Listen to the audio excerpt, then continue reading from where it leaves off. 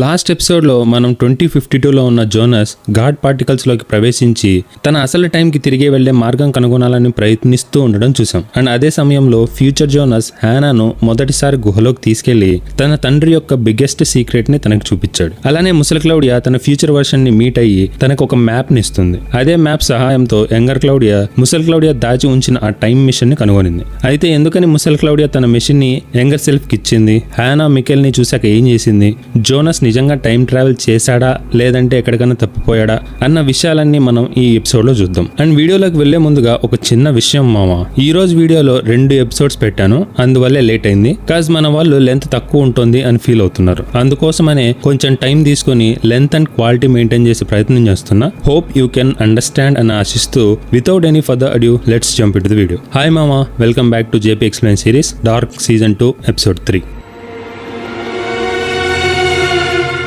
ఈ ఎపిసోడ్ ప్రారంభంలో మనం పిల్ల హెల్గేని చూస్తాం. అండ్ అక్కడే నోవా కూడా ఉంటాడు. అండ్ ఆ రూమ్ 1986 కి చెందిన బ్లూ రూమ్. అదే సీజన్ 1 ఎండింగ్ లో జోనస్ టచ్ తో ఇక్కడికి వచ్చి పడ్డాడు కదా, అలా పడి ఇప్పటికి సుమారుగా 6 నెలలు గడిచిపోయింది. ఇంకా పిల్ల హెల్గే ఇక్కడ చాలా భయంతో ఉండడం గమనిస్తాం. కాస్ నోవా తనని ఆ బెల్ట్ మిషన్ కి కట్టేస్తూ ఉంటాడు. అయితే ఇది ఒక చెక్క మెషిన్, బాగా ఓల్డ్ మోడల్. ఫస్ట్ లో తప్పిపోయిన ఎరిక్ ని కట్టేసింది కంప్లీట్లీ అడ్వాన్స్డ్. సో ఈ మెషిన్ అన్నది కూడా టైం టు టైం ఎవాల్వ్ అవుతూ వచ్చింది. ఇంకా ఉల్రిక్ చేసిన దాడి వల్ల హెల్గే ముఖం మొత్తం గాయాలతో రక్తపు గీతలతో నిండిపోయి ఉంటుంది. అలా నోవా పిల్ల హెల్గేని ఆ బెల్ట్ మెషిన్ కి కట్టేస్తూ, నిన్ను దేవుడు ఎన్నుకున్నాడు, నీకు ఏమీ కాదు, టైం ఎప్పుడు నీతోనే ఉంటుంది, నువ్వు ఎక్కడికి వెళ్ళినా అది నీలోనే ఉంటుంది మరియు అది నిన్ను కూడా తీసుకెళ్తుంది, నువ్వు చేసే ప్రతి పని ప్రతి మాట టైం చూస్తూ ఉంటుంది అండ్ వింటూ ఉంటుంది అని అంటాడు. అయితే పర్టికులర్ గా ఈ మాట ఎందుకు చెప్తున్నాడా అన్నది మనకు ఫ్లోలో తెలుస్తుంది. అలా చెప్తూ ఉండగా హెల్గే తన చేతిలో ఒక చిన్న కాపర్ కాయిన్ గట్టిగా పట్టుకొని ఉంటాడు. అప్పుడే నోవా ఆ మెషిన్ లోకి సిసిఎం ని లోడ్ చేసి డోర్ ని క్లోజ్ చేస్తూ టిక్ టాక్ అని చెప్పి క్లోజ్ చేస్తాడు. అక్కడి నుంచి కథ 1954 కి షిఫ్ట్ అవుతుంది. ఇక్కడ డోరిస్ స్టీడ్మెన్ పడుకొని ఏదో ఆలోచిస్తూ ఉంటుంది. కానీ తర్వాత తెలుస్తుంది ఆగ్నెస్ నీల్సన్ కూడా అక్కడే ఉంది అండ్ ఇద్దరు ట్రాన్స్ లో ఉన్నారు అని. అప్పుడే సడన్ గా క్లౌడియా డోర్ ని ఓపెన్ చేసుకుంటూ లోపలికి వచ్చే ప్రయత్నం చేస్తుంది. కానీ అక్కడ జరుగుతున్నది చూసి ఆశ్చర్యపోతుంది. అప్పుడే ఆగ్నెస్ ఆమెకు డబ్బు ఇచ్చి పాలతో పాటుగా ఏమైనా స్వీట్స్ కూడా తెచ్చుకో అని చెప్పి తనని అక్కడి నుంచి పంపించేస్తుంది. డోరిస్ మాత్రం బాగా గిల్ట్ గా ఫీల్ అవుతూ ఉంటుంది. అప్పుడు ఆగ్నెస్ తనకి నచ్చజెప్తూ ప్రతి కుటుంబంలో కొన్ని రహస్యాలు ఉంటాయి అని చెప్పి డోరిస్ తో నువ్వు చాలా అందంగా ఉన్నావు అని చెప్పి అక్కడి నుంచి వెళ్ళిపోతుంది. అయితే డోరిస్ ఆ మాట విని చాలా సంవత్సరాలు గడిచిపోయి ఉంటుంది. కాజ్ ఈగన్ తనతో పెద్దగా టైం స్పెండ్ చేయడం లేదు. ఆ మాట వినగానే బాగా ఎమోషనల్ అయిపోతుంది. తర్వాత సీన్ డాప్లర్ మ్యాన్షన్ కి షిఫ్ట్ అవుతుంది. అండ్ ఆ రోజు డేట్ June 23, 1954. అపోకలిప్స్ కి ఇంకా 4 రోజులు మాత్రమే మిగిలిన్నాయి. అప్పుడే మనం ఒక ఆశ్చర్యం చూస్తాం. పిల్ల హెల్గే ఇంటికి తిరిగి వస్తాడు. అలానే తను రెగ్యులర్ గా నిలబడే సేమ్ పొజిషన్ లో నిల్చొని ఉంటాడు. అంతలో తన తల్లి గ్రెటా అక్కడికి వచ్చి తన కొడుకుని చూసి ఆ ఆనందంతో అతన్ని గట్టిగా హత్తుకుంటుంది. కానీ హెల్గేలో ఎలాంటి ఎమోషన్స్ కనిపించడం లేదు. అతను పూర్తిగా మారిపోయినట్టుగా ఉన్నాడు. అదే సమయంలో విండెన్ పోలీస్ స్టేషన్ ని చూపిస్తారు. అక్కడ ఈగన్ మరియు పోలీస్ చీఫ్ డానియల్ ఖాన్వాల్డ్ ఉల్రిక్ గురించి మాట్లాడుతూ ఉంటారు. అప్పుడే డానియల్ ఇప్పటికీ 7 నెలలు గడిచింది, ఇంకా ఆ పిల్లల హంతకుడు తన అసలు పేరు చెప్పలేదు. అండ్ ఆశ్చర్యం ఏంటంటే ఇప్పటి వరకు ఎవ్వరూ కూడా అతన్ని వెతుక్కుంటూ రాలేదు. ఇలా ఎలా జీవిస్తారయ్యా ఘోస్ట్స్ లాగా అని అంటూ ఉంటాడు. ఆ ఘోస్ట్స్ అన్నదే మన ఈ ఎపిసోడ్ యొక్క టైటిల్. ఇంత చెప్తున్నా కూడా ఈగన్ మాత్రం ఆ మాటలేవి పట్టించుకోకుండా తన ఫ్యామిలీ ఫోటోని చూస్తూ ఉంటాడు. అప్పుడే డానియల్ తనని అడుగుతాడు, ఏమైంది ఈగన్ అలా ఉన్నావు, చూస్తూ ఉంటే బాగా డిస్టర్బ్డ్ గా ఉన్నట్టుగా అనిపిస్తోంది అని అనగానే దానికి ఈగన్ తన పర్సనల్ లైఫ్ గురించి కొన్ని ప్రశ్నలను అడుగుతాడు. లైక్ వైఫ్ తో ఎలా స్పెండ్ చేయాలి, మనం ఎందుకు ఇలా ఉంటున్నాం అని. నిజానికి అతని మనసులో అనేక ప్రశ్నలు తిరుగుతున్నాయి. మరోవైపు చిన్న క్లౌడియా అండ్ ట్రొంటే అడవిలో కలిసి వెళ్తూ ఉంటారు. ఇంకా క్లౌడియా ట్రొంటేతో తన అమ్మ గురించి ఇంకా పాత ఇంటి గురించి ప్రశ్నలు వేస్తూ ఉంటది. అప్పుడే ట్రొంటే తన గతం గురించి చెప్తాడు. మా అమ్మ ఎప్పుడూ బాధపడుతూనే ఉండేది, నేను ఎక్కువ శాతం ఇంట్లోనే ఉండేవాడిని అని చెప్పగానే అప్పుడు క్లౌడియా మీకు బంధువులు ఎవరూ లేరా అని అంటే దానికి ట్రొంటే మా అమ్మకి ఒక అన్నున్నాడు, కానీ వారిద్దరూ పెద్దగా మాట్లాడుకోరు అని చెప్పి అక్కడికి నేను అడిగే ప్రయత్నం చేశాను. కానీ తను ఆ విషయాలేవి కూడా నాకు చెప్పడానికి ఇష్టపడేది కాదు. అయితే ఆ బ్రదర్ ఎవరన్నది మనకి ఈ ఎపిసోడ్ ఎండింగ్ లో తెలుస్తుంది. అది తెలిసినప్పుడు మన మైండ్ ఫ్రీజ్ అయిపోతుంది మామ. So stay curious. అప్పుడే క్లౌడియా చుట్టూ చూసి దిస్ ఇస్ ద టైం అని అనగానే ట్రొంటే వెంటనే తన ప్యాంట్స్ ని చేస్తాడు. అయితే దీనికి అర్థం ఏంటంటే క్లౌడియా ఇందాక తన అమ్మ అండ్ ఆగ్నెస్ కలిసి ఉండడం చూసి గందరగోళంలో ఉంటుంది. అంటే అబ్బాయిలకి అమ్మాయిలకి ఎలా ఉంటుంది అన్న ఆసక్తి. అదే ఇంట్రెస్ట్ తో ట్రొంటేను చూపించు అని అడిగింది. ట్రొంటే ఆమెను నమ్మి అమాయకంగా చూపించాడు. ఇదే వాళ్ళ మధ్య మధ్య మొదలైన సీక్రెట్. ఈ సీక్రెట్స్ వాళ్ళ మధ్య ఒక ప్రత్యేకమైన బంధాన్ని సృష్టిస్తాయి. ఎందుకంటే డార్క్ ప్రపంచంలో రహస్యాలు కేవలం నిజాలను దాచవు, అవి భవిష్యత్తును కూడా నిర్మిస్తాయి. అంతలో సీన్ 1987 కి మారుతుంది. ఇక్కడ అడల్ట్ క్లౌడియా తన ఇంట్లో కూర్చొని సూట్ కేసులో ఉన్న ఆ టైం మెషిన్ ని చూస్తూ ఉంటది. అదే సమయంలో రెజినా స్కూల్ కి వెళ్ళడానికి సిద్ధమవుతూ ఆమెను పిలుస్తుంది. వెంటనే క్లౌడియా ఆ టైం మెషిన్ ను దాచేస్తుంది. నిజానికి రెజినా తన బుక్ కోసం వెతుక్కుంటూ ఉంటది. ఆ బుక్ పేరు ది ఘోస్ట్స్, హెన్రిక్ ఇచ్చెన్ రాసిన నాటకం. అదే సమయంలో క్లౌడియా ఆమెను చూసి ఎంతో ప్రేమగా ఇంకా ఆనందంతో, నువ్వెంత పెద్దదానిలా కనిపిస్తున్నావో తెలుసా, నీ హెయిర్ స్టైల్ ఇప్పుడు చాలా బాగుంది అని చెప్పి ఆమె ఒక రోజు కలిసి గడపాలని కోరుకుంటుంది. కానీ రెజినా నాకు టైం లేదు అని చెప్పి వెళ్ళిపోతుంది. టైం అనే మాట క్లౌడియా మనసులో ఏదో ఆలోచనని రేకెత్తిస్తుంది. అదే ఆలోచన చేస్తూ వెంటనే ఆమె తన బుక్ షెల్ఫ్ దగ్గరకు వెళ్లి హెచ్జి టానోస్ రాసిన జర్నీ త్రూ టైమ్ అనే బుక్ ను చూస్తుంది. ఇది లాస్ట్ ఇయర్ హెల్గే గిఫ్ట్ గా ఇచ్చిన బుక్. అదే విషయాన్ని గుర్తు చేసుకుంటూ ఉండగా మనకి ముసలి ఈగన్ని చూపిస్తారు. అతను క్రియేటర్ ప్లెజర్ టు కిల్ అనే పాటను వింటుంటాడు. అప్పుడే ఆ ఆల్బమ్ ఓపెన్ చేసి చెక్ చేస్తే అతనికి ఒక నిజం అర్థమవుతుంది.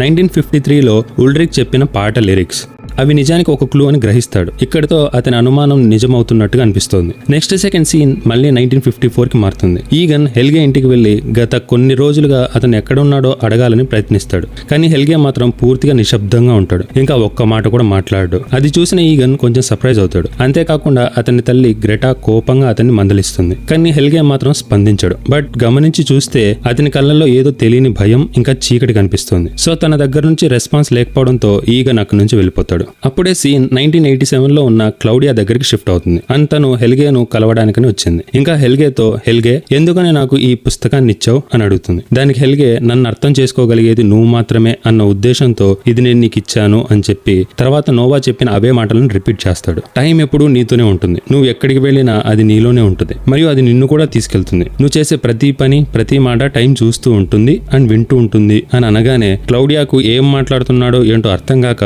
ఎవరి నోవా అని అనగానే హెల్గే ఒక్కసారిగా క్లౌడియా చేపట్టుకుని భయంతో, ఇది మంచి చెడుల మధ్య జరుగుతున్న యుద్ధం, నువ్వు ఎట్టి పరిస్థితుల్లో నోవాను నమ్మొద్దు అని అనగానే నోవా చర్చ్ భవనం నుంచి బయటకు రావడం చూస్తాం.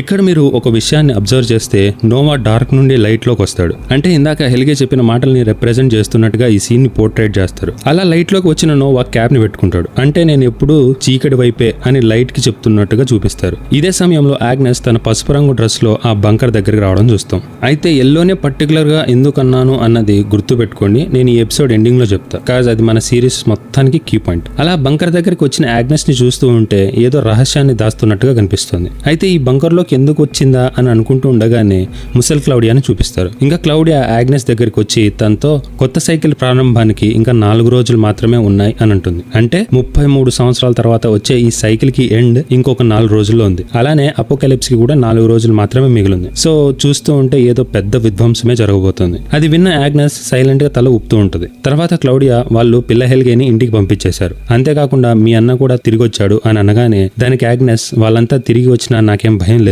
నువ్వు నేర్పించిన బాటలోనే నేను ప్రయాణిస్తున్నాను అని అంటుంది. ఇది విన్న క్లౌడియా ఆగ్నెస్ కి ఒక న్యూస్ పేపర్ కటింగ్ ఇస్తుంది. అని తనతో జాగ్రత్త అని అంటుంది. అది చూసిన ఆగ్నెస్ ఆశ్చర్యపోయి ఆ పేపర్ ని తీసుకుని తన దగ్గర దాచుకుంటుంది. అయితే ఆ పేపర్ లో ఏముంది అన్నది మనకి తర్వాత తెలుస్తుంది. దీని తర్వాత క్లౌడియా ప్రేమతో, మా అమ్మ డోరిస్ టీడిమెన్ నిన్ను చాలా ప్రేమిస్తోంది, తనని బాగా చూసుకో, నిన్ను ఆమె గుండెల్లో పెట్టుకుని పూజిస్తుంది అని ఎమోషనల్ అవుతూ ఆగ్నెస్ ని హత్తుకుంటుంది. కానీ ఆగ్నెస్ కళ్ళలో ఏదో తెలియని ఫీలింగ్ అండ్ ఫేస్ లో ఎక్స్ప్రెషన్స్ కూడా సరిగ్గా లేవు. అప్పుడే సీన్ 1986లో ఉన్న హెచ్జి టానోస్ షాప్ లోకి షిఫ్ట్ అవుతుంది. తను ఏదో వాచ్ ని రిపేర్ చేస్తూ ఉంటాడు. అప్పుడే మనకి నోవా ఎలిజబెత్ కి ఒక వాచ్ ఇచ్చి షర్లెట్ కి ఇవ్వమన్నాడు కదా, అదే వాచ్ ఇప్పుడు టానోస్ దగ్గర ఉండడం చూపిస్తారు. అండ్ ఆ వాచ్ ఎలిజబెత్ ఎందుకు తెచ్చింది అన్న విషయం గుర్తు పెట్టుకోండి మావా, ఇది ఒక హై లెవెల్ ట్విస్ట్ కి దారి తీస్తుంది. ఇంకా యంగర్ క్లౌడియా ఆ టైం మెషిన్ ని తీసుకుని అక్కడికి వచ్చి హెచ్జి టానోస్ అంటే మీరేనా, అండ్ ఈ జర్నీ త్రూ టైం బుక్ ని కూడా రాసింది మీరే కదా అని అడుగుతుంది. అప్పుడు టానోస్ ఆమె కళ్ళను చూస్తూ హెట్రోక్రోమియా అని అంటాడు. అంటే ఒక మనిషికి 2 రంగుల కళ్ళు ఉండడం. బేసిక్ గా అది ఒక రేర్ డిసార్డర్ అండ్ ఇది ప్రపంచంలో కేవలం 1% పాపులేషన్ కి మాత్రమే ఉంటుంది. అయితే ఇక్కడ మన సిరీస్ లో క్లౌడియాకే పర్టికులర్ గా ఎందుకని 2 వేరు కలర్స్ ఉన్న ఐస్ పెట్టారు అన్నది నేను తర్వాత చెప్తా, కాజ్ అది one of the main representations. ఆమెకున్న 2 వేరు రంగుల కళ్ళను చూసి ఈ సమయం కోసమే చాలా సంవత్సరాల నుండి ఎదురు చూస్తున్నా అని అంటాడు. అది విన్న క్లౌడియా అదేంటి నేను రావడం ఇదే కదా ఫస్ట్ టైం అని అంటే అప్పుడు టానోస్ నువ్వెవరో నాకు తెలుసు అని చెప్తూ ఈ టైం లూప్ కి అంతమన్నదే లేదు అని అనగానే సీన్ 1958 లోని ఈగన్ దగ్గరికి షిఫ్ట్ అవుతుంది. అక్కడ డానియల్ ఇంకా ఈగన్ మాట్లాడుతూ హెల్గే తిరిగి వచ్చాడు, కానీ గత 6 నెలలుగా ఆ పిల్లల హంతకుడు ఇక్కడే మన దగ్గరే ఉన్నాడు, అసలు ఏం జరుగుతుంది అని మాట్లాడుతూ ఉండగా అప్పుడే సీన్ 1987 సైకియాట్రిక్ వార్డ్ లో ఉన్న ముసలి ఉల్రిక్ ని చూపిస్తారు. అండ్ ముసలి ఈగన్ ఆ ఆల్బమ్ ని తీసుకుని ఉల్రిక్ ని కలవడానికని వస్తాడు. కాజ్ గత 33 సంవత్సరాలుగా తన మెదడులో చాలా ప్రశ్నలకి సమాధానాలు దొరకక మెంటల్ ఎక్కిపోయి ఉంటాడు. అందుకే ఆ ఆల్బమ్ తీసుకుని ఉల్రిక్ దగ్గరికి వచ్చి అడుగుతాడు, నువ్వు నన్ను 1953లో మొట్టమొదటిసారి కలిసినప్పుడు చెప్పిన లిరిక్స్ ఇదిగో ఈ ఆల్బమ్ లోవే, అయితే ఈ ఆల్బమ్ లాస్ట్ ఇయరే రిలీజ్ అయింది, అయినా నీకు ఈ లిరిక్స్ ఎలా తెలుసు అని అడుగుతాడు. కానీ ముసలి ఉల్రిక్ మాత్రం ఏమీ మాట్లాడకుండా అలానే సైలెంట్ గా ఉండిపోయాడు. అప్పుడే ముసలి ఈగన్ ఇక్కడ నీ కొడుకు ఉన్నాడని చెప్పావు కదా, ఆ అబ్బాయి పేరేంటి, నీకు వైట్ డెవిల్ గురించి తెలుసా అని ఇలా ప్రశ్నలనే అడుగుతున్నా కూడా ఉల్రిక్ సైలెంట్ గా ఉంటాడు. తర్వాత ఈగన్ అంతా సరే గానీ నాకు క్యాన్సర్ వచ్చి చనిపోతాను అని నీకు ఎలా తెలుసు, అసలు ఎవరు నువ్వు, కనీసం ఇప్పుడన్నా నువ్వెవరో చెప్తావా అని అడగానే దానికి ముసలి Ulrich Ulrich Nielsen, ich komme aus der Zukunft. నా పేరు ఉల్రిక్ నీల్సన్, నేను ఫ్యూచర్ నుంచి వచ్చాను అని అంటాడు. ఇది విన్న ఈగన్ ఫ్యూజ్ ఎగిరిపోయి అప్పుడే 1987లో ఉన్న టైం ట్రావెల్ బుక్ ని చూపిస్తారు. ఇంకా టానోస్ క్లౌడియాతో నీకు బూట్ స్ట్రాప్ పారాడాక్స్ అంటే ఏంటో తెలుసా అని అడుగుతాడు. దానికి క్లౌడియా లేదు అని అనగానే అప్పుడు టానోస్ బూట్ స్ట్రాప్ పారాడాక్స్ గురించి ఎక్స్ప్లెనేషన్ ఇవ్వడం స్టార్ట్ చేస్తాడు. బూట్ స్ట్రాప్ పారాడాక్స్ అంటే ఒక వస్తువు లేదా సమాచారం టైం ట్రావెల్ వల్ల పాస్ట్ అండ్ ఫ్యూచర్ మధ్య లూప్ లో ఇరుక్కొని తిరుగుతూ దానికంటూ ఒక ఓరిజిన్ అంటే ఒక మూలం అన్నది లేకుండా ఎగ్జిస్ట్ అయ్యి ఉంటుంది. లైక్ ఎవరు క్రియేట్ చేశారో ఏంటో తెలియకుండా అది టైం లూప్ వల్లే ఎగ్జిస్ట్ అవుతూ ఉంటది. ఎగ్జాంపుల్ కి ఈ బుక్, నిజానికి నేను ఈ బుక్ ని రాశానా లేదా అన్నది కూడా నాకు తెలియదు. పాస్ట్ లో ఎవరో ఒకరు వచ్చి ఇది నాకు అందించారు, మళ్ళీ ఫ్యూచర్ లోకి వచ్చాక మళ్ళీ అదే పాస్ట్ లోకి వెళ్ళి సేమ్ లూప్ రిపీట్ అవుతూ వస్తుంది. సో దీన్నే బూట్ స్ట్రాప్ పారాడాక్స్ అంటారు. అంటే ఎలాంటి ఒరిజిన్ లేకుండా కాలక్రమేణా తిరుగుతూ ఉండడం అని చెప్పగానే మనకి 1953కి చెందిన ఈగన్ ని చూపిస్తారు. ఈగన్ జైల్లో ఉన్న ఉల్రిక్ దగ్గరికి వెళ్తాడు. అతను సెల్ బయట నిలబడి భయంతో లోపలికి వెళ్ళలేక బయట నుంచి నీ పేరేంటి అని అడుగుతాడు. ఉల్రిక్ మాత్రం మౌనంగా ఉంటాడు, ఎందుకంటే వాళ్ళు ఇప్పటి వరకు అతన్ని కొట్టారు, బాధ పెట్టారు. ఇప్పుడు నిజం చెప్పినా వాళ్ళు నమ్మరు. చూసినంతసేపు చూసి ఈగన్ అక్కడి నుంచి వెళ్ళిపోతాడు. అప్పుడే ఉల్రిక్ నెమ్మదిగా నేను ఉల్రిక్ నీల్సన్ అని అంటాడు. అలా ఎందుకు చూపించారు అని అంటే ఉల్రికే ఆ పారాడాక్స్ కి మెయిన్ ఎగ్జాంపుల్. లైక్ ఫ్యూచర్ నుంచి వచ్చాడు, కానీ ఎవ్వరు ఏంటి అన్నది మాత్రం అక్కడ ఉన్న ఎవ్వరికీ తెలియదు. కాస్త అప్పటికి ఎగ్జిస్టెన్స్ లో లేడు. సో అలాంటి ఒరిజిన్ లేకుండా టైంలో ఇరుక్కున్న వ్యక్తే ఈ ఉల్రిక్. దీని తర్వాత సీన్ మళ్ళీ టానోస్ దగ్గరికి షిఫ్ట్ అవుతుంది. టానోస్ క్లౌడియాని అడుగుతాడు, నువ్వు ఇక్కడికి ఎందుకు వచ్చావు అని. అంతలోపే అతను చూపు అక్కడే ఉన్న సూట్ కేస్ పైన పడుతుంది. క్లౌడియా ఆన్సర్ చేసే లోపే సో నువ్వు ఆ టైం మెషిన్ ఎలా పనిచేస్తుందో తెలుసుకోవడానికి వచ్చావా అని అనగానే క్లౌడియా ఆశ్చర్యపోతుంది, ఇది నీకెలా తెలుసు అని. అప్పుడు టానోస్ నీ భవిష్యత్ రూపం అంటే ఫ్యూచర్ క్లౌడియా నేను పాస్ట్ లో ఉన్నప్పుడు నన్ను కలిసి నీ గురించి మొత్తం చెప్పింది. లైక్ ఒక రోజు నా యంగర్ సెల్ఫ్ నీ దగ్గరికి వస్తుంది, తనకి ఈ మెషిన్ గురించి చెప్పు అని చెప్పింది. అయితే విచిత్రమైన విషయం ఏమంటే నేను ఆ టైం మెషిన్ ని తయారు చేశానే కానీ అది ఎలా పనిచేస్తుందన్నది లాస్ట్ ఇయర్ ఒక కుర్రాడు వచ్చి నేర్పించే వరకు తెలియదు అని అంటాడు. ఇలా చెప్తూ ఉండగా సీన్ డాప్లర్స్ మ్యాన్షన్ కి షిఫ్ట్ అవుతుంది. అక్కడ గ్రెటా డాప్లర్ నోవాతో హెల్గే గురించి చెప్తూ ఉంటది. ఎందుకని నా కొడుకు మాట్లాడడం లేదు, ఏమన్నా మూగబోయాడా లేదంటే ఏదన్నా దుష్టశక్తి ఆవహించిందా అని. అప్పుడు నోవా నువ్వు అనవసరమైన ఆలోచనలు చెయ్యకు అని అంటూ ఉండగానే గ్రెటా హెల్గేని పిలుస్తుంది.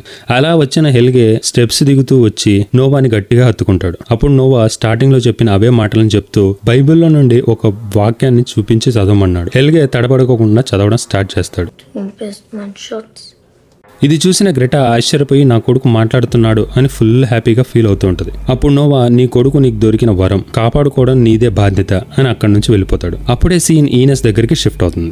ఈగన్ తనని మీట్ అవడం కోసం వచ్చి ఉంటాడు. అంతేకాకుండా ఈనస్ దగ్గర కొన్ని ప్రశ్నలను అడుగుతాడు. ఒక ఓల్డ్ కేసు విషయమై నువ్వు దత్తత తీసుకున్న మైకేల్ ని కొన్ని ప్రశ్నలు అడగాలి, పిలుస్తావా అంటే దానికి ఈనస్ తను పడుకొని ఉన్నాడు, హెల్త్ కూడా బాగోలేదు అని చెప్తుంది. అప్పుడు ఈగన్ కొంచెం అనుమానపడుతూ మైకేల్ నీకేమన్నా తన ఫ్యామిలీ గురించి చెప్పాడా, లైక్ తన sir name and white devil అని అడుగుతాడు. దానికి ఈనస్ లేదు, ఇక పైన కూడా ఆ విషయాలు ఏవి కూడా మాట్లాడకూడదని అనుకున్నాడు, కాస్ ప్రెసెంట్ లైఫ్ లో హ్యాపీగా ఉండాలని డిసైడ్ అయ్యాడు అని అనగానే దానికి ఈగన్ సరే అయితే కనీసం తన ఫోటో ఏదన్నా ఇస్తావా అని అడుగుతాడు. అప్పుడే తనకి అక్కడ కొన్ని స్లీపింగ్ పిల్స్ కనిపించాయి. అది చూసి ఏంటిది అని అడిగితే ఇవి నా కోసం కొన్నా అని కవర్ చేస్తూ ఆ టాబ్లెట్స్ ని లాక్కొని సరే ఉండని చెప్పి ఫోటో తీసుకొని రావడానికి లోపలికి వెళ్తుంది. అప్పుడే ఈగన్కి అర్థమవుతుంది ఈనస్ మైకిల్ కి టాబ్లెట్స్ ఇచ్చి పడుకోబెడుతుంది అని. నెక్స్ట్ సెకండ్ సీన్ 1953కి షిఫ్ట్ అవుతుంది. అక్కడ నోవా చర్చ్ లోకి వెళ్తూ ఉంటాడు. అలా లోపలికి రాగానే చర్చ్ లో ఎవరో ఉండడం చూసి షాక్ అయిపోతాడు.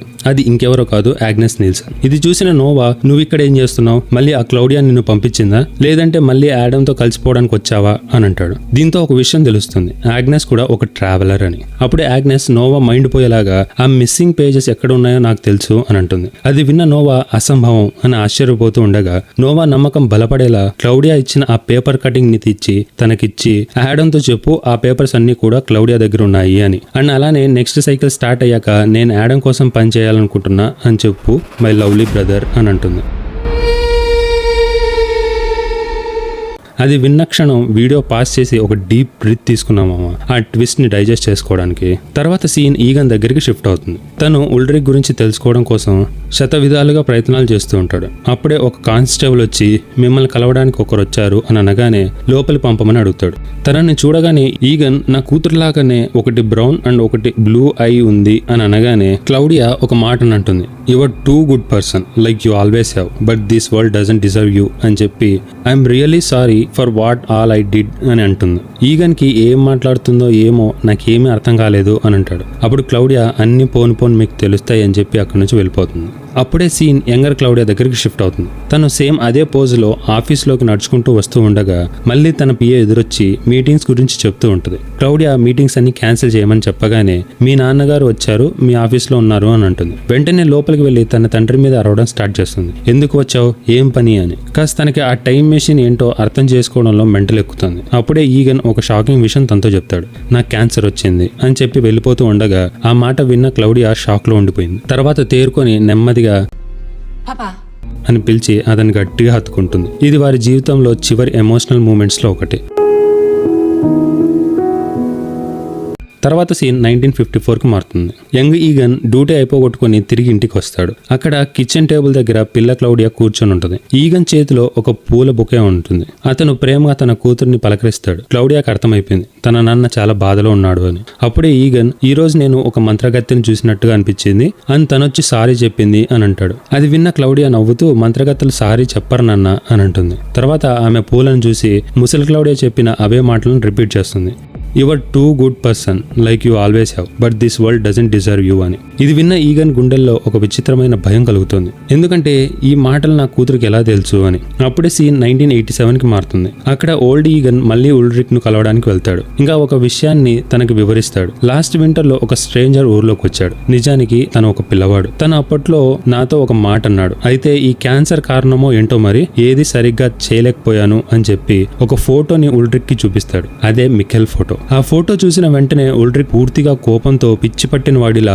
ఈగన్ గొంతు పట్టుకొని ఎక్కడున్నాడు నా కొడుకు, ఎక్కడున్నాడు చెప్పు అని చెప్పి తనని చంపేంత వరకు వెళ్ళిపోతాడు. అప్పుడు అక్కడే ఉన్న గార్డ్స్ అందరూ వచ్చి తనని పక్కకి లాగేస్తారు. నెక్స్ట్ సెకండ్ 1953కి మారుతుంది. యంగ్ టానోస్ ని ముసలి క్లౌడియా కలుస్తుంది. టైం మిషన్ ఇంకా పూర్తిగా రెడీ కాలేదు. టానోస్ అడుగుతాడు ఇది దేనికి యూస్ చేస్తారు, అసలు ఏంటిది అని అడుగుతాడు. అతనికి అది టైం మిషన్ అన్న సంగతి తెలియదు. అతను కేవలం క్లౌడియా ఇచ్చిన బ్లూ ప్రింట్ ని ఫాలో అవుతున్నాడు. అంటే తనకు తెలియకుండానే టైం ట్రావెల్ భవిష్యత్తును సృష్టిస్తున్నాడు. అప్పుడే ముసలి క్లౌడియా తనకి ఆ టైం ట్రావెల్ బుక్ నిస్తూ నెక్స్ట్ నువ్వు నన్ను చూసి అప్పటికి నేను చనిపోయి ఉంటాను అని చెప్పి ఈ టైం మెషిన్ ని నా ఫ్యూచర్ లో వచ్చే అమ్మాయికి అందించమని చెప్పి అక్కడి నుంచి వెళ్ళిపోతుంది. దిక్కు తెలియని స్థితిలో థానోస్ అలానే నిల్చుండిపోతాడు. హెల్గే ఎస్టీ క్రిస్టోఫర్ పెండెంట్ తో ప్రార్థిస్తున్నాడు. ఈగన్ క్రేటర్ రికార్డ్ ను చూస్తున్నాడు. ఉల్డ్రిక్ మిఖెల్ ఫోటోను పట్టుకుని కిటికీ బయట చూస్తున్నాడు. గ్రెటా తన కొడుకు హెల్గేను గమనిస్తోంది. యంగర్ ఎలిజబెత్ టైం మెషిన్ లో సీసియం లోడ్ చేస్తోంది. ప్రతి ఒక్కరూ తమ తమ టైం లైన్ లో ఒకే విధమైన బాధను అనుభవిస్తున్నారు. చివరిగా ముసలి క్లౌడియా ఒక చిన్న షెడ్ వైపు నడుస్తుంది. అప్పుడే నోవా ఒక షాట్ గన్ తో ఆమె ఎదుట నిలబడి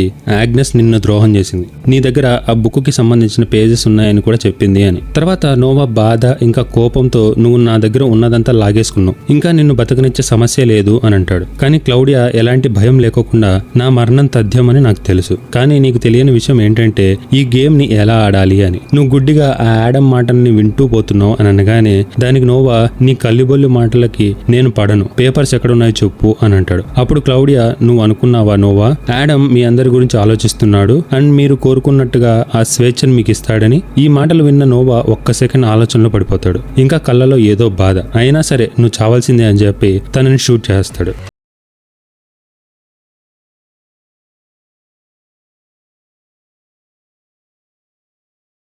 యాగ్నెస్ ని చూపిస్తారు. తను తన కొడుకు ట్రొంటేని చూస్తూ టెన్షన్ గా క్లౌడియా ఇచ్చిన ఆ పేపర్ కట్ ని ఓపెన్ చేస్తుంది. అందులో unidentified body found in Woods అని రాసింది. అంటే ఈ సీన్ ఆల్రెడీ జరిగిపోయింది. అయితే ఈ న్యూస్ పేపర్ ని ఎందుకని నోవాకి తెలిసేలా చేశారు అన్నది నెక్స్ట్ సీన్ తర్వాత తెలుస్తుంది. దీని తర్వాత మనకి నోవాని చూపిస్తారు. తను ఆమె దగ్గరకు వెళ్లి మిస్సింగ్ పేజెస్ తీసుకుంటాడు అండ్ ఆ పేజెస్ లో ఉన్న ఇన్ఫర్మేషన్ మొత్తం చదవడం స్టార్ట్ చేయగానే అతని ముఖంలో బాధ ఇంకా షాక్ కనిపిస్తోంది. ఎందుకంటే అందులో తను నమ్మలేని చాలా నిజాలు కనిపించాయి. అండ్ ఇంకొక హైలైట్ విషయం ఏంటంటే ఆ పేజెస్ లో ఉన్న నిజం మొత్తం షర్లెట్ గురించి ఉంటుంది. అయితే క్లౌడియా యాగ్నెస్ ద్వారా ఆ పేపర్ కట్ దొరికేలా చేయడానికి మెయిన్ రీజన్ ఆ పేపర్ చూసిన తర్వాత నోవాకి ట్రూత్ పైన డౌట్ వచ్చి అతను ఫాలో చేస్తున్న పాత్ ని క్వశ్చన్ చేయడం స్టార్ట్ అవుతుంది అని. అండ్ ఈ ఒక్క నిజం తన జీవితాన్ని పూర్తిగా మార్చబోతుంది. అయితే ఆ నిజం ఏంటి, షర్లెట్ కి నోవాకి మధ్య ఉన్న సీక్రెట్స్ ఏంటి అన్నదంతా కూడా తర్వాత ఎపిసోడ్స్ లో చూద్దాం. అప్పుడే సీన్ 2020కి షిఫ్ట్ అవుతుంది. తెల్లవారగానే యంగర్ క్లౌడియా తన ఇంటి దగ్గరికి చేరుకుంటుంది. అప్పుడు తన కూతురు రెజినా ఇంటి బయటకు రావడం చూస్తుంది. అప్పటికే రెజినా క్యాన్సర్ చాలా తీవ్రంగా మారింది. దాంతో తన తల వెంట్రుకలన్నీ కూడా పూర్తిగా రాలిపోయాయి. తన కూతురి పరిస్థితి చూసిన క్లౌడియా తట్టుకోలేక ఏడవడం ప్రారంభిస్తుంది. ఆమె మనసులో ఒకటే బాధ, పశ్చాత్తాపం. కాజ్ ఎప్పుడూ కూడా తన కూతురుతో మధురమైన క్షణాలను గడపలేకపోయింది అన్న బాధ. అదే బాధతో ఎక్కెక్కి ఏడుస్తూ ఉండగా సీన్ మన సిరీస్ యొక్క 4 ఫ్యామిలీస్ కి సంబంధించిన ఫొటోస్ దగ్గరికి షిఫ్ట్ అవుతుంది. అక్కడ యాడమ్ నోవాతో క్లౌడియా దగ్గర మిస్సింగ్ పేజెస్ దొరికాయా అని అడుగుతాడు. అప్పుడు నోవా కాసేపు ఆలోచించి లేవు అని అబద్ధం చెప్తాడు. ఇది ఒక పెద్ద మార్పు. ఎందుకంటే ఇప్పటి వరకు యాడమ్ ను దేవుళ్లా పూజించిన నోవా అతడిని సందేహించడం ప్రారంభించాడు. అంటే నోవా కూడా ఇప్పుడు ఆలోచించడం మొదలుపెట్టాడు. నేను యాడమ్ ఆటలో కీలుబొమ్మనా అని. ఇక్కడితో ఈ ఎపిసోడ్ ఎండ్ అవుతుంది మావా. అయితే ఈ ఎపిసోడ్ లో ముఖ్యంగా టార్గెట్ చేసింది టైమ్ లైన్ల మధ్య ఉన్న అన్ని థ్రెడ్స్ గురించి. అందులో మరీ ముఖ్యంగా ఈ ఎపిసోడ్ లో టీడిమెన్ కుటుంబం గురించి చూపించారు. ప్రధానంగా ఈగన్ అండ్ క్లౌడియా ఇద్దరు తమ పిల్లల కోసం మంచిదే చేయాలని అనుకుంటారు. కానీ వారి ప్రయత్నాలన్నీ గతంలో జరిగిన సంఘటనల వల్ల ఫెయిల్ అయ్యాయి. క్లౌడియా ఎప్పుడు కోల్డ్ హార్ట్ అండ్ ఎలాంటి ఎమోషన్స్ లేని వ్యక్తిలా కనిపిస్తుంది. కానీ నిజానికి ఆమె కూడా తన కూతురికి దగ్గర కావాలనుకుంది. అయితే ఆమె చిన్నప్పుడు చూసిన సంఘటనలు, ప్రత్యేకంగా తన తల్లి మరియు యాగ్నెస్ మధ్య ఉన్న సంబంధం ఆమె మనసులో గాఢమైన ముద్ర వేశాయి. ఆమెకు ప్రేమ, సంబంధాలు, భావాల గురించి ఎలా మాట్లాడాలో తెలియదు. అందుకే తన కూతురుతో కూడా ఆమె దూరంగా మారింది. అలాగే ఈగన్ కూడా తన జీవితం అంతా అన్సాల్వ్డ్ కేసెస్ అండ్ తన ఫెయిల్డ్ మ్యారేజెస్ గురించి ఆలోచిస్తూ తన కూతుర్ని నిర్లక్ష్యం చేశాడు. దాంతో క్లౌడియా మీనింగ్ఫుల్ రిలేషన్షిప్స్ నిర్మించలేకపోతుంది. అయితే ఇక్కడ మనకు కొన్ని ప్రశ్నలు తలెత్తుతాయి. ఎందుకని నోవా షర్లెట్ గురించి అంతలా పట్టించుకుంటున్నాడు? అంతేకాకుండా నోవా గ్రెటాకి దగ్గర అవ్వడానికి ప్రయత్నిస్తున్నాడా లేదా హెల్గేకి దగ్గర ఉండడానికి చూస్తున్నాడా? అండ్ మికెల్ ఫోటో చూసిన తర్వాత ఉల్డ్రిక్ ఏం చేస్తాడు? అతను చివరికి నిజం చెప్తాడా? అండ్ అత్యంత ముఖ్యమైన ప్రశ్న, క్లౌడియాకి తన మరణం గురించి తెలిసినా ఎందుకు ఆపలేదు? కాజ్ కొన్ని మరణాలు, కొన్ని సంఘటనలు జరగాల్సిందే. ఎందుకంటే the beginning is the end and the end is the beginning. Dark season 2 episode 4 travellers.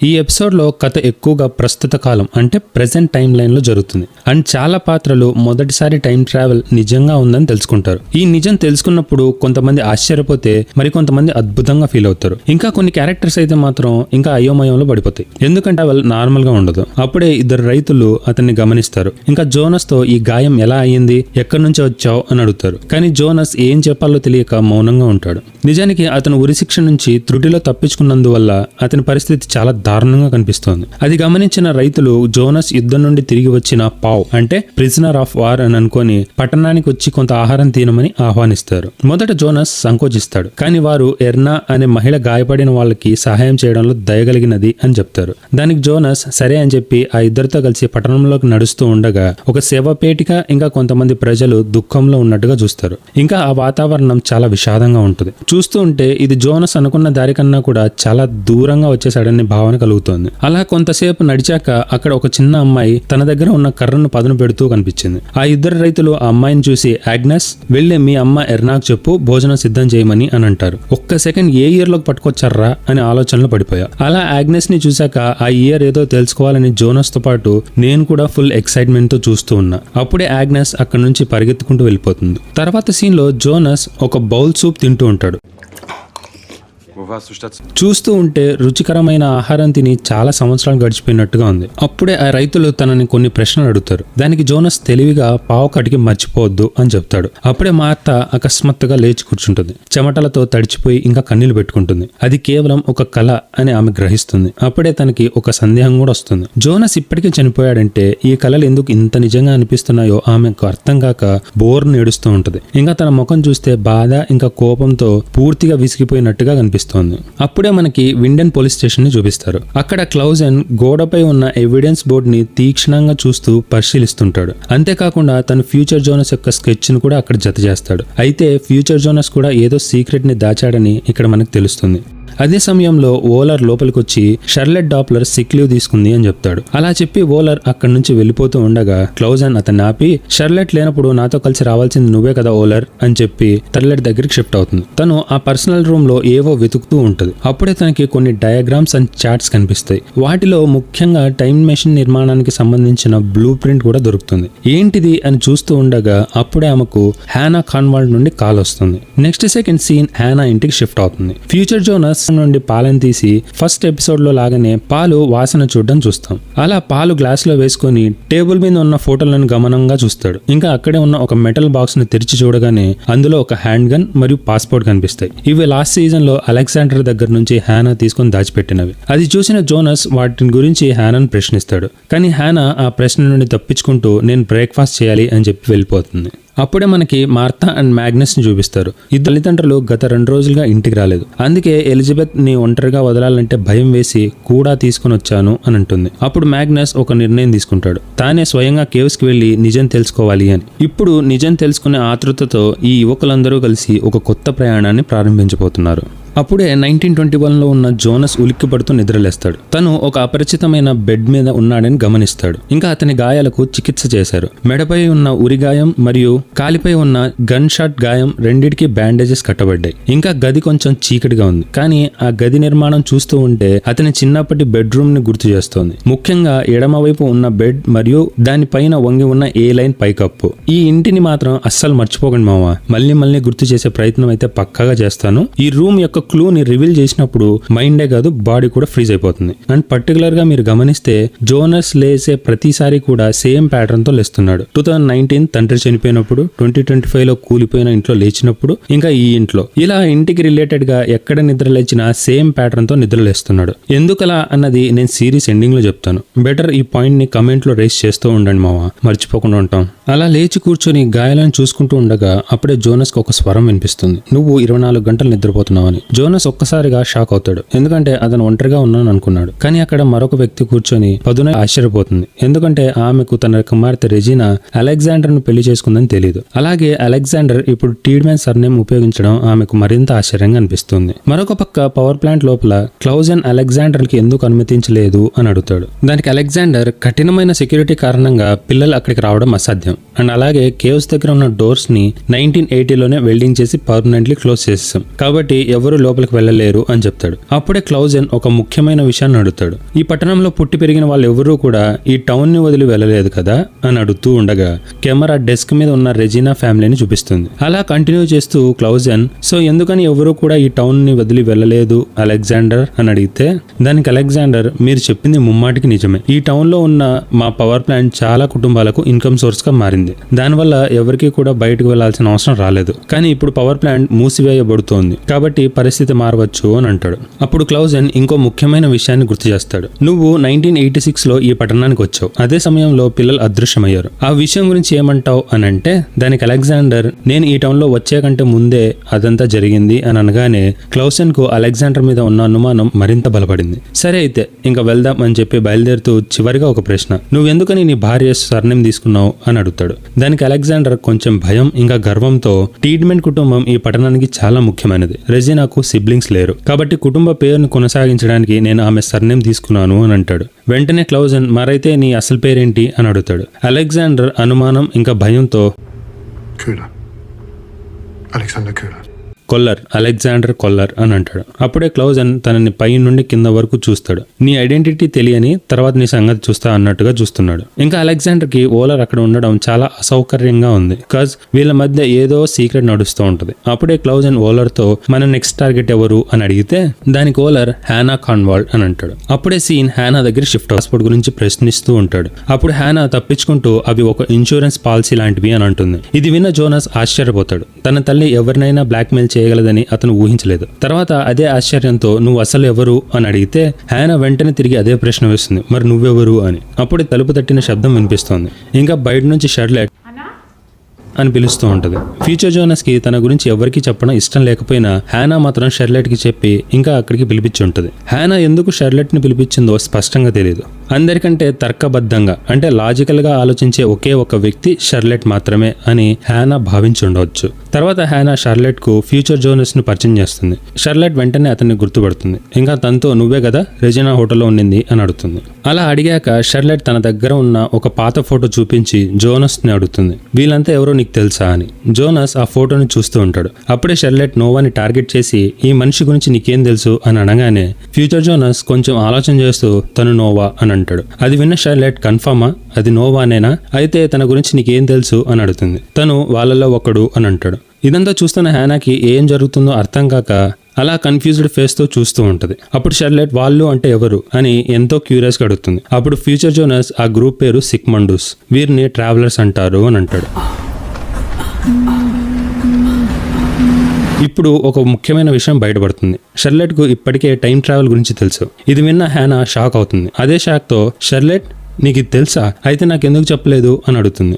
అప్పుడు షర్లెట్ మీ ఇద్దరు ఒక విషయం చూడాలి అని చెప్పగానే next second scene Elizabeth full గా భయంతో ఉంటుంది. దానికి ఫ్రాన్సిస్కా నువ్వు నా దగ్గరే ఉండు, భయపడొద్దు అని ధైర్యం చెప్పి అందరూ కలిసి ఆ గుహ యొక్క నిజమేంటో తెలుసుకోవడం కోసం అని లోపలికి వెళ్తారు. అప్పుడే సీన్ విండెన్ లైబ్రరీకి షిఫ్ట్ అవుతుంది. క్లౌడియా కొంచెం మొహమాటం ఇంకా భయంగా లోపలికి వచ్చి అక్కడే ఉన్న లైబ్రేరియన్ తో ఈ టౌన్ హిస్టరీ గురించి తెలుసుకోవడానికి బుక్స్ కావాలి, ఎక్కడ దొరుకుతాయి అని అడుగుతుంది. అప్పుడు ఆ లైబ్రేరియన్ ఆ ఫైల్స్ అన్ని కూడా కంప్లీట్ డిజిటలైజ్ చేశారు అని అంటాడు. క్లౌడియా అయోమయంలో పడిపోతుంది. ఇంకా అదే అనుమానంతో వాటిని ఎలా చూడాలి అని అడుగుతుంది. అప్పుడు ఆ లైబ్రేరియన్ ఆమెను ఒక రూమ్ దగ్గరికి తీసుకొస్తాడు. ఇంకా రూమ్ మొత్తంలో చాలా వరకు డిజిటల్ టాబ్లెట్స్ ఉన్నాయి. క్లౌడియా అలా వెళ్లి ఒక టాబ్లెట్ ముందు కూర్చొని దాన్ని ఎలా ఉపయోగించాలో అర్థం కాక ఇబ్బంది పడుతుంది. చివరికి తన వెనుకున్న ఒక అమ్మాయిని అడుగుతుంది కీబోర్డ్ ఎక్కడుంది అని. అప్పుడు ఆ అమ్మాయి నవ్వి సైలెంట్ గా ఉంటుంది. నెక్స్ట్ సెకండ్ క్లౌడియా తన స్క్రీన్ ని గమనిస్తుంది. అక్కడ కీబోర్డ్ స్క్రీన్ మీద రావడం గ్రహించి ఆశ్చర్యపోతుంది. ఇది పూర్తిగా కొత్త ప్రపంచం అని రియలైజ్ అవుతుంది. అలా ఆ డిజిటల్ డేటాలో తన ఫ్యామిలీ హిస్టరీ గురించి చెక్ చేయడం స్టార్ట్ చేస్తుంది. అప్పుడే తనకి ఒక షాకింగ్ నిజం తెలుస్తుంది. లైక్ 1987లో పవర్ ప్లాంట్ ను డీల్ చేసిన క్లౌడియా మిస్సింగ్ అని. అంటే తన ఫ్యూచర్ లో తానే అదృశ్యమైందని ఇప్పుడు ఆమెకు తెలిసింది. అయితే ఇక్కడ మీరు ఒక డీటెయిలింగ్ ని గమనిస్తే క్లౌడియా ఆ సిస్టమ్ ని గట్టిగా కొడుతూ ఉంటుంది. కాస్త తనకి ఆ టచ్ ప్యాడ్ ఎలా యూస్ చేయాలో తెలియదు అని మనకి తెలిసేలా చేస్తారు. అప్పుడే సీన్ క్లౌజన్ మరియు ఓలర్ దగ్గరికి షిఫ్ట్ అవుతుంది. వారిద్దరూ హ్యానా ఇంటి ముందర కార్లో కూర్చొని మాట్లాడుకుంటూ ఉంటారు. అప్పుడే క్లౌజన్ హ్యానా గురించి ఓలర్ అడుగుతాడు. దానికి ఓలర్ హ్యానా హస్బెండ్ లాస్ట్ ఇయర్ ఉరి వేసుకొని చనిపోయాడు అండ్ పాస్ట్ లో ఆమెకు ఉల్రిక్ మీద క్రష్ ఉందని తెలిసింది. దాంతో తన హస్బెండ్ చనిపోయాక వారి మధ్య అఫేర్ ఉండి ఉండొచ్చు అని కూడా చెప్తారు. అంతేకాకుండా మరొక హైలైట్ పాయింట్ ఒకటి రైజ్ చేస్తాడు. నిజానికి అది మన మైండ్ కి ఇచ్చే క్వశ్చన్. హ్యానా చూడడానికి చాలా అందంగా ఉంటుంది అండ్ బాగా తెలివైంది. అయితే ఆ మైకిల్ ని ఎలా పెళ్లి చేసుకుందో ఏంటో అని అంటాడు. అలా మొత్తం అంతా చెప్పాక ఓలర్ క్లౌజన్ తో ఒక ముఖ్యమైన ప్రశ్న అడుగుతాడు. మీరు ఈ కేసు కోసం విండెన్ కి ఎందుకు వచ్చారు అని. అప్పుడు ఒక పెద్ద నిజం బయటపడుతుంది. దాని క్లౌజన్ నన్ను ఇక్కడికి అసైన్ చేయలేదు, నేనే స్వయంగా వాలంటీర్ చేశాను. అంటే క్లౌజన్ విండెన్ నగరానికి రావడం యాదృచ్ఛికం కాదు. అతను ఏదో ప్రత్యేక కారణంతో నిజం తెలుసుకోవడానికి ఇక్కడికి వచ్చాడు. అప్పుడే సీన్ హెల్గే ఇంటి దగ్గర ఉన్న బంకర్ లోకి షిఫ్ట్ అవుతుంది. ఫ్యూచర్ జోనస్ అండ్ హ్యానా గోడలపై ఉన్న ఫోటోలు, మ్యాప్స్ మరియు క్లూస్ తో నిండిన పెద్ద ఎవిడెన్స్ వాల్ ని పరిశీలిస్తున్నారు. హ్యానా దృష్టి ఒక ముఖ్యమైన ఫోటోపై ఆగిపోయింది. అందులో 1953లో ఉన్న పిల్లలను హత్య చేసిన నేరం కారణంగా ఉల్రిక్ ను అరెస్ట్ చేసిన వార్త కనిపిస్తుంది. అదంతా చూస్తున్న హ్యానాకి ఏమీ అర్థం కావడం లేదు. ఏంటి ఇదంతా అన్నట్టుగా ఫీల్ అవుతూ ఉంటది. అప్పుడే పీటర్ డాప్లర్ హ్యానాతో క్లౌడియా మాకు అంటే నాకు మరియు ట్రొంటేకు ముందుగానే ఏం చేయాలో ఇంకా ఏమేం జరగ ఓపెన్ చేసి చెక్ చేయడం స్టార్ట్ చేస్తాడు. అందులో విచిత్రంగా చివరి పేజెస్ మిస్ అయిపోయాయి. అంటే ఇది మరొక పుస్తకం అండ్ ఇది ఎక్కడి నుండి వచ్చింది అన్నది మనకు పోన్ తెలుస్తుంది. హ్యానా ఇంకా కోపంగా ఉంటుంది. ఎందుకంటే షర్లెట్ ఆ నిజాన్ని తన నుండి దాచింది. ఆమె వెంటనే అడుగుతుంది ఇది కెథరీనాకు కూడా తెలుసా అని. అప్పుడు షర్లెట్ నేను ఆమెకు చెప్తాను అని అంటుంది. మరొక పక్క విండెన్ లైబ్రరీలో క్లౌడియా తన కుటుంబం గురించి పరిశోధన పరిశోధన కొనసాగిస్తోంది. అప్పుడే ఆమెకు కొన్ని విషయాలు తెలిసాయి. తన కుమార్తె రెజీనా అలెగ్జాండర్ టీడ్మెన్ ను పెళ్లి చేసుకుంది. అలాగే రెజీనా వాల్డ్ హోటల్ విండెన్ అనే హోటల్ ను ప్రారంభించింది. అది చూసి క్లౌడియా కొంత సంతోషపడుతుంది. అలానే తర్వాత ఆమె తన తండ్రి ఈగన్ గురించి వెతుకుతుంది. అక్కడ ఆమె ఒక భయంకరమైన నిజం పూర్తిగా కుంగిపోతుంది. తన తండ్రి మరణం గురించి ఇప్పుడు ఆమెకు ముందుగానే తెలిసిపోయింది. నెక్స్ట్ లోకి వెళ్లి తన అసలు టైం లైన్ చేరుకోవడం కోసం ప్రయత్నాలు చేస్తూ ఉంటాడు. అలా ఆ కేవ్స్ లోకి ల్యాంతర్ ని తీసుకుని వచ్చి ఆ సిగ్మండస్ డోర్ ని ఓపెన్ చేస్తూ ఉంటాడు. అప్పుడే సీన్ మార్తా దగ్గరికి షిఫ్ట్ అవుతుంది. మ్యాగ్నస్, ఫ్రాన్సిస్కా అందరూ కలిసి ఆ మ్యాప్ సహాయంతో గుహ నడి మధ్యలోకి వచ్చుంటారు. అప్పుడే ఎలిజబెత్ గమనిస్తుంది. గుహ మొత్తం అదురుతున్నట్టుగా అనిపించింది. ఇంకా ఎవరో ఏంటో తెలియక వాళ్ళందరూ కలిసి అక్కడే దాక్కుని పోతారు. మరొక పక్క జోనస్ ఆ గుహలో ప్రయాణిస్తూ ఉంటాడు. ఇదిలా ఉండగా మార్తా అండ్ టీమ్ గుహలో ఎవరు వస్తున్నారా అని ఎదురు చూస్తూ ఉంటారు. జోనస్ కూడా తన పాయింట్ కి చేరుకుంటాడు. మరొక పక్క ఆ గుహలో ఎవరు వస్తున్నారు, అది ఇంకెవరో కాదు, బార్తోష్. తను ఒక సూట్ కేస్ ఇంకా ఫ్లాష్ లైట్ తో బయటకు వచ్చాడు. అది చూసిన మ్యాగ్నస్ అండ్ టీమ్ తనని అడ్డుకొని అడుగుతారు, ఎక్కడి నుండి వస్తున్నావు అని. కానీ బార్తోష్ కొంచెం టెన్షన్ పడుతూ తన గురించి చెప్పడానికి నిరాకరిస్తాడు. అప్పుడే మ్యాగ్నస్ బార్తోష్ తో సూట్ కేస్ లో ఏముంది అని చెప్పి తనని కొట్టి ఆ సూట్ కేస్ తెరిచి చూస్తే అందులో టైం మెషిన్ ఉంది. అంటే ఒక టైం మెషిన్ క్లౌడియా దగ్గర ఉంది, ఇంకొకటి బార్తోష్ దగ్గర, మరొకటి ఫ్యూచర్ జోనస్ దగ్గర. అంటే ఇప్పుడు ఒకేసారి 3 టైం మెషిన్స్ ఉన్నాయి. సో ఇక్కడ నుంచి పరిస్థితి మరింత క్లిష్టంగా మారబోతుంది అని తెలుస్తుంది. ఇప్పటికే మార్తా బార్తోష్ తో తన రిలేషన్షిప్ వల్ల ఎమోషనల్ గా బాధలో ఉంది. ఈ కోపం, అనుమానంతో వాళ్ళు బార్తోష్ ను అక్కడే కట్టేసి కేవ్స్ లో ఒంటరిగా వదిలేసి వెళ్ళిపోతారు. ఇక్కడ చూస్తే బార్తోష్ పరిస్థితి చాలా విషాదంగా అనిపిస్తుంది. అతను తన ప్రేమించిన అమ్మాయి మార్తాను కోల్పోయాడు. తన స్నేహితుల నమ్మకం కోల్పోయాడు. అతని తల్లి క్యాన్సర్ తో చనిపోతుంది. ఇప్పుడు అతను పూర్తిగా ఒంటరిగా మారిపోయాడు. డార్క్ ప్రపంచంలో నిజం తెలుసుకునే ప్రయాణం ప్రతి ఒక్కరిని ఒంటరిగా మార్చేస్తుంది. అప్పుడే మనం షర్లెట్ ని చూస్తాం. తను కెథరీనాని కార్లో తీసుకొని వెళ్తూ ఆ టైం ట్రావెల్ గురించి వివరించే ప్రయత్నం చేస్తుంది. కానీ కెథరీనా ఉన్న సిచ్యువేషన్ లో తను ఏం చెప్పినా వినేలా లేదు. అందుకే షర్లెట్, నీకు చెప్పడం కాదు, చూపిస్తాను, కొంచెం ఓపిక పట్టమని చెప్పి తనని ఆ బంకర్ లోకి తీసుకొని వస్తుంది. చివరికి టైం ట్రావెల్ కి సంబంధించిన నిజాన్ని ఆమె ముందు పెడుతుంది. కెథరీనా ఈ విషయం విని పూర్తిగా షాక్ అవుతుంది. ఇప్పటికే హ్యానాపై కోపంగా ఉన్న ఆమె ఇదంతా ఒక ప్రాంక్ లా భావిస్తుంది. అప్పుడే ఫ్యూచర్ జోనస్ ఆమెను నమ్మించడానికి ప్రయత్నిస్తూ షర్లెట్ చెప్పేది నిజమే అని అంటాడు. కెథరీనా కోపంతో నవ్వుతూ, నువ్వెవరు, హ్యానా కొత్త లవర్వా అని చెప్పి అందరికీ మెంటల్ ఎక్కేలా చేస్తుంది. అప్పుడే జోనస్ ఒక షాకింగ్ నిజం చెప్తాడు. నేను జోనస్, హ్యానా కొడుకుని, ఇంకా మీ మనవడిని అని అంటాడు. ఈ మాట విన్న కెథరీనాకి పూర్తిగా మెంటల్ ఎక్కేసింది. ఆమె మానసికంగా ఇది తట్టుకోలేకపోతుంది. ఆమెకు కావాల్సింది ఒకటే, తన భర్త ఉల్రిక్ మరియు తన కొడుకు మికెల్ తిరిగి రావాలి. ఆ బాధను తట్టుకోలేక కిట్ అవుతుంది. ఇక్కడ హ్యానా ఇంట్లో లేకపోవడంతో వాళ్ళిద్దరూ కలిసి అందరికీ ఉన్న ప్రశ్న. ఓలర్ ఆ ప్రశ్నకి సమాధానం ఇవ్వబోతూ ఆపాల్సి వస్తుంది. క్లౌడియా సాధారణంగా రోడ్డును దాటేస్తుంది, నాకేం సంబంధం లేదు అన్నట్టుగా. అది చూసిన క్లౌజన్ ఆశ్చర్యపోతాడు. Next second scene Winden high school కి షిఫ్ట్ అవుతుంది. కెథరీనా స్కూల్ ఆర్కైవ్ రూమ్ లోకి వెళ్లి పాత రికార్డ్స్ ను వెతుకుతోంది. అలా వెతికే క్రమంలో తనకి మైకేల్ కాన్వాకిల్ గా జీవించాడు. ఇది ఈ సిరీస్ లో అత్యంత ఎమోషనల్ మరియు హార్ట్ బ్రేకింగ్ మూమెంట్స్ లో అది ఓపెన్ అవ్వడానికి సుమారు 32 సంవత్సరాలు పడుతుంది. అంటే పోర్టల్ 1953లో మాత్రమే ఓపెన్ అవుతుంది. సో ఇప్పుడు నేను వాళ్ళ దగ్గరికి తీసుకెళ్తాను అని అంటాడు. అయితే మీరు ఇక్కడ గమనిస్తే younger Nova and regular Nova ఇద్దరు ఒక యాపిల్ ని కట్ చేసుకొని తింటూ ఉండడం చూస్తాం. నిజానికి అది ఒక సింబాలిక్ అండ్ దానికి ఒక డీప్ మీనింగ్ ఉంటుంది. అది కూడా నేను ఈ ఎపిసోడ్ ఎండింగ్ లో చెప్తా. అలా నోవా నిన్ను వాళ్ళ దగ్గరికి తీసుకెళ్తాను అని అనకమండూస్ అని అంటాడు. ఒక్క సెకండ్ జోనస్ అలానే నిల్చుండిపోతాడు. అప్పుడే యంగర్ నోవా, నీకు ఇంటికి వెళ్ళాలనుందా లేదా అని అడుగుతాడు. అప్పుడు జోనస్ కొంచెం కోపంగా, ఎవరన్కర్లో ఫ్యూచర్ జోనస్ అక్కడున్న అందరికీ ఒక ముఖ్యమైన విషయం చెప్తాడు. ఇక్కడ జరుగుతున్నదంతా చూస్తూ ఉంటే అన్ని మునపటిలాగానే జరుగుతున్నాయి అని అంటాడు. అది విన్న పీటర్, మరైతే నువ్వు ఎందుకు వచ్చావు ఇక్కడికి అని అడుగుతాడు. దానికి ఫ్యూచర్ జోనస్, ఈ సైకిల్ ఆపడానికి ఒక లూప్ హోల్ ఉందని చెప్పాడు అని అనగానే అప్పుడు షర్లెట్, ఎవరన్నారు, ఏమన్నారు అని అడిగితే ఇప్పటికే ఉన్న క్యారెక్టర్స్ కి మతిపోతుంటే మధ్యలో ఈ యాడమ్ ఎవరు అని అడిగితే దానికి ఫ్యూచర్ జోనస్, యాడమే ఆ సిగ్మండస్ సృష్టికర్త అండ్ ఈ ట్రావెలర్స్ కి నాయకుడు అని అంటాడు.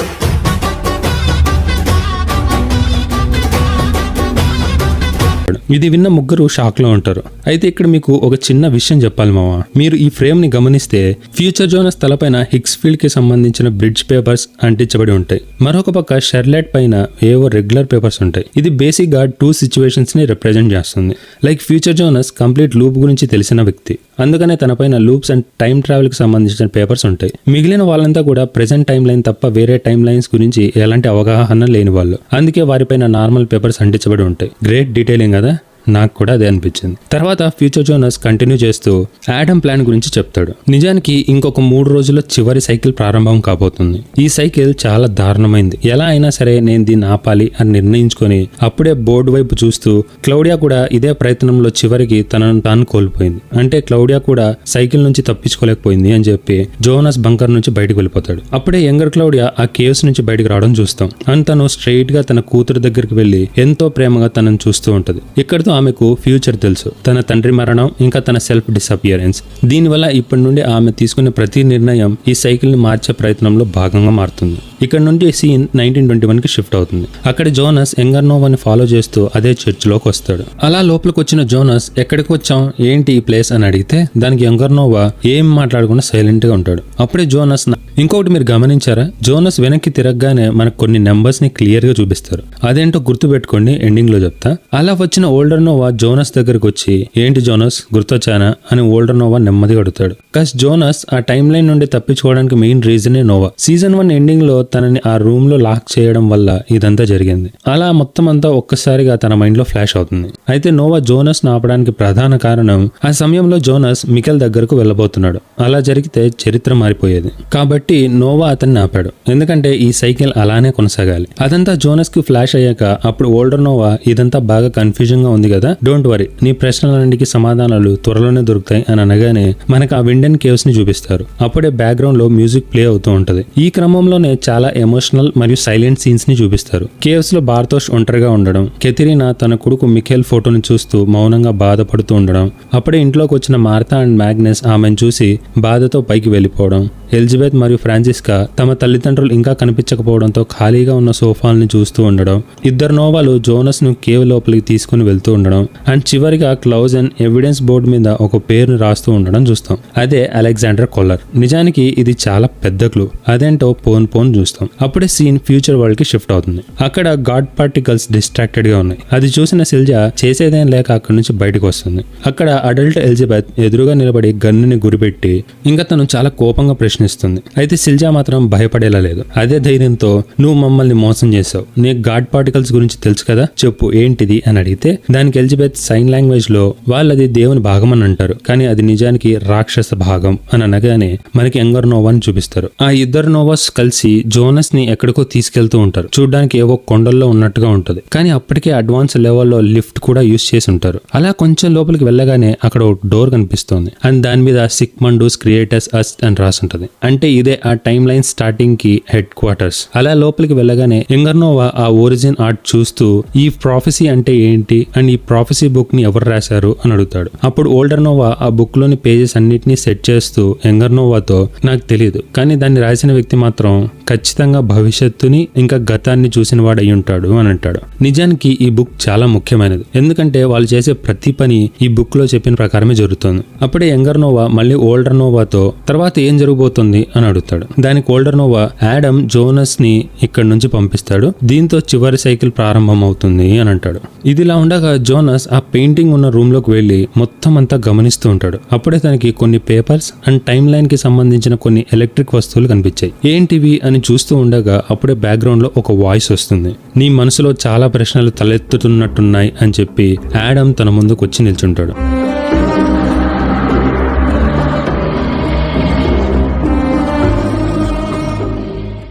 అది చూసిన జోనస్ ఆశ్చర్యంగా గమనిస్తూ ఉంటాడు, ఎందుకంటే యాడమ్ ముఖం శరీరం మొత్తం భయంకరమైన స్కార్స్ తో ఉంటుంది. అప్పుడు యాడమ్ జోనస్ తో టైం ట్రావెల్ నా శరీరాన్ని పూర్తిగా నాశనం చేసింది. కాస్ టైం ట్రావెలర్స్ కి ఈ ట్రావెలింగ్ అంత ఈజీగా ఉండదు, ఎందుకంటే మన శరీరం రేడియేషన్స్ ని తట్టుకోలేదు అని అంటాడు. అప్పుడు జోనస్ ఏంటి ప్లేస్ అని అడిగితే దానికి యాడమ్ ప్రారంభిద్దామా అని అంటాడు. కానీ జోనస్ ఫుల్ రేజ్ లో నేను దీన్ని ముగించడానికి చూస్తుంటే నువ్వు ప్రారంభిద్దామంటావు అని అరుస్తాడు. దానికి యాడమ్ నువ్వు కోరుకున్నట్టుగానే ప్రతిదీ కూడా ముగిసిపోతుంది, దానికంటూ టైం రావాలి అని అంటాడు. అదంతా వింటున్న జోనస్ ఒక ముఖ్యమైన ప్రశ్నని అడుగుతాడు, అసలు ఎవరు నువ్వు, నీకు నాకు మధ్య ఏంటి సంబంధం, హూ ఆర్ యూ అని అరుస్తాడు. దానికి యాడమ్ నెమ్మదిగా తన షర్ట్ బటన్స్ తీస్తూ ఉండడం చూస్తాం. ఇంకా Jonas full suspense and confusion తో ఏం చేస్తున్నాడు అన్నట్టుగా చూస్తూ ఉండగా సడన్ గా జోనస్ కి ఒక్కసారిగా షాక్ తగిలినట్టు అయిపోయింది. ఎందుకు అంతలా షాక్ అయ్యాడు అని చూస్తే యాడమ్ మెడపై కూడా సేమ్ జోనస్ మెడ మీద ఉన్న స్కేరే కనిపిస్తుంది. అప్పుడే యాడమ్ నెమ్మదిగా ఇంకా కోల్డ్ వాయిస్ తో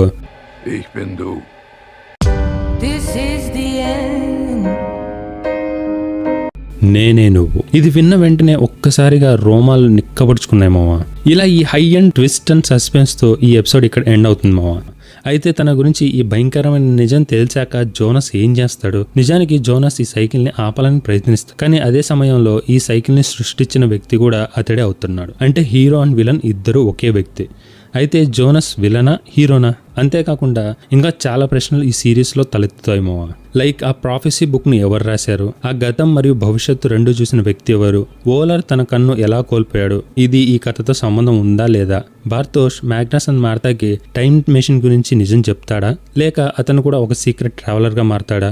అండ్ చివరిగా సిగ్మండుస్ క్రియేటర్స్ అస్ట్ అన్నది నిజానికి ఒక డార్క్ వరల్డ్. అయితే ఇది సృష్టించబడలేదు, ఇది ఒక లూప్ లో చిక్కుకుంది. అదే ఇందాక చెప్పుకున్నట్టుగా బూట్ స్ట్రాప్ పారాడాక్స్. అయితే ఈ లూప్ ని ఎవరు సృష్టించారు మరియు దీన్ని ఎవరు నాశనం చేస్తారు? ఇలా చాలా అంటే చాలా ప్రశ్నలకి సమాధానాలు రాబోయే ఎపిసోడ్స్ లో చెప్పుకుందాం. అయితే వెళ్లే ముందుగా ఆగ్నెస్ ఎందుకని ఎల్లో డ్రెస్ వేసుకొని వెళ్ళింది అండ్ ఆ చర్చ్ లో కనిపించిన నెంబర్స్ ఏంటో చెప్పుకొని ఇక్కడతో ఎండ్ చేద్దాం.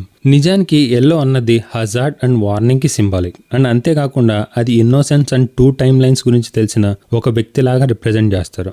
అందుకనే సీజన్ 1 లో జోనస్ 2 టైమ్ లైన్స్ లోకి తిరుగుతూ ఉంటాడు కాబట్టి తను ఆ ఎల్లో సూట్ లో ఉన్నాడు. వేరొక టైమ్ లైన్ లోకి మారగానే సూట్ పోయింది. అంటే తనకి ఇప్పుడు ఒక అవగాహన వచ్చింది అని చెప్పడం. అంతేకాకుండా ఆగ్నెస్ కూడా ట్రావెలర్, అందుకనే తను ఎల్లోలో ఉండింది. రెండవది ఆ నెంబర్స్, అవి నిజానికి ఆ టైమ్ లైన్ లో ఉన్న క్లాక్. అయితే అది రెగ్యులర్ క్లాక్ కాదు. అందులో ఈ సైకిల్స్ ఎన్నిసార్లు క్రియేట్ అయింది, ఇందులో ఎంతమంది ఉన్నారు, ఇలా ప్రతిదీ కూడా పర్ఫెక్ట్ గా నోట్ చేస్తూ యాడమ్ కి హెల్ప్ఫుల్ గా ఉంటుంది. అండ్ చివరిగా నోవా యాపిల్ ఎందుకు తిన్నాడు, వేరే ఏదన్నా పండు తినొచ్చు కదా అన్నది. బేసిక్ గా బైబిల్లో యాడమ్ అండ్ ఈవ్, అదే ఆదం హవ్వని దేవుడు సృష్టించినప్పుడు వీళ్ళిద్దరికి జ్ఞానోదయాన్ని కలిగించింది ఈ యాపిల్ పండే. అండ్ ఇక్కడ యాడమ్ అన్నది ఆదాం కి రిప్రజెంటేషన్. అండ్ నోవా కూడా బైబిల్లోని క్యారెక్టరే. యాడమ్ వల్ల ప్రపంచం సృష్టించబడింది, నోవా వల్ల ప్రళయం వస్తుంది. అలా ప్రళయం అయిపోయాక మళ్ళీ కొత్త ప్రపంచం సృష్టించబడుతుంది. అంటే నోవా కొత్త ప్రపంచాన్ని సృష్టించే కీ పాయింటా? అయితే యాపిల్ అన్నది నాలెడ్జ్ కి ప్రతీక.